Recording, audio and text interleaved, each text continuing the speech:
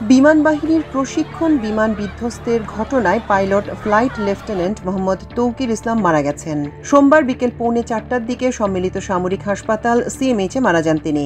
আন্তঃবাহিনী জনসংযোগ পরিদপ্তর আইএসপিআর এ তথ্য নিশ্চিত করেছে।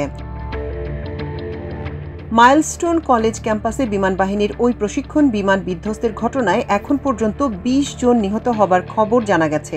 এর মধ্যে জাতীয় বার্ন ও প্লাস্টিক সার্জারি ইনস্টিটিউট এবং ঢাকা মেডিকেল কলেজ হাসপাতালের বার্ন ইউনিটে মরদেহ দুটি রয়েছে। এ ঘটনায় নারী ও শিশু সহ 164 জন দগ্ধ হয়েছেন। এদের বেশিরভাগই শিক্ষার্থী।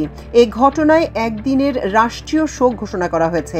মর্মান্তিক এ দুর্ঘটনায় নিহত ও আহতদের প্রতি শ্রদ্ধা জানাতে এবং দেশের এই শোকাবহ মুহূর্তে সংহতি প্রকাশে আগামীকাল মঙ্গলবার শোক পালনের সিদ্ধান্ত নিয়েছে অন্তর্বর্তী সরকার।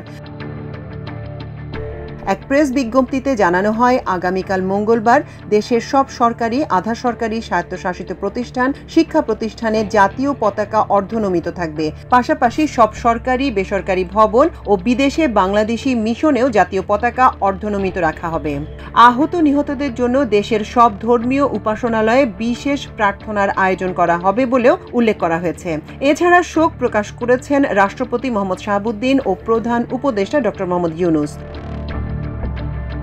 প্রসঙ্গত, সোমবার দুপুর 1টার পর রাজধানীর উত্তরায় দুর্ঘটনায় পড়ে বাংলাদেশ বিমান বাহিনীর একটি প্রশিক্ষণ বিমান। বিমানটি উত্তরার মাইলস্টোন স্কুল অ্যান্ড কলেজের একটি ভবনে গিয়ে পড়ে এবং বিধ্বস্ত হয়। সঙ্গে সঙ্গে বিমান ও স্কুল ভবনটিতে আগুন ধরে যায়। যে ভবনে এটি বিধ্বস্ত হয় সেখানে বহু স্কুল পর্যায়ের শিক্ষার্থী ছিল বলে জানা গেছে, যাদের বেশিরভাগই হতাহত হয়েছে। দুর্ঘটনার পরপর উদ্ধার অভিযান শুরু করে ফায়ার সার্ভিস। উত্তরা সহ আশপাশে 8টি ইউনিট ঘটনাস্থলে গিয়ে আগুন নিয়ন্ত্রণে আনে এবং হতাহতদের উদ্ধার করা শুরু করে। পরে উদ্ধার অভিযানে যোগ দেয় বিজিবি ও সেনাবাহিনী। বিমান বাহিনীর হেলিকপ্টারে করে হতাহতদের হাসপাতালে নেওয়া হয়। এই ঘটনায় দগ্ধ শতাধিক মানুষকে ঢাকার জাতীয় বার্ন ইনস্টিটিউটে ভর্তি করা হয়েছে, যারা সবাই গুরুতর দগ্ধ হয়েছে। এছাড়া উত্তরা এলাকার বিভিন্ন হাসপাতালে আরও বহু দগ্ধ ও আহত শিক্ষার্থী ভর্তি রয়েছে। মাল্টিমিডিয়া ডেস্ক, আমার দেশ।